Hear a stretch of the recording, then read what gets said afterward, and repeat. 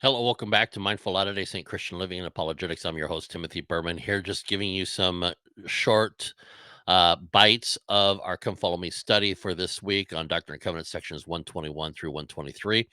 And this is breaking down each passage into each verse and providing you some information and insights and even some questions.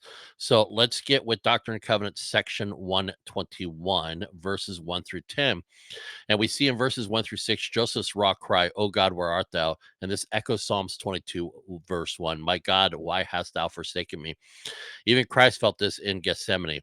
And the pavilion, it is a canopy hiding God. And we see this in President Eyring's uh, quote, where he observes our desire sometimes covers us.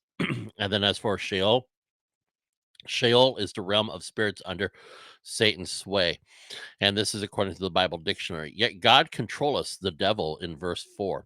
Here's a apologetic response. Joseph's faith shines and shows that he is not a fraud or a false prophet. And then we get to verses 7 through 10. God's response is this: Peace be unto thy soul. Verse 7. Afflictions, even for a small moment, if endured well, in verse 8, is a promise and a blessing. And then triumph over our foes, eternal exaltation, as promised throughout Scripture.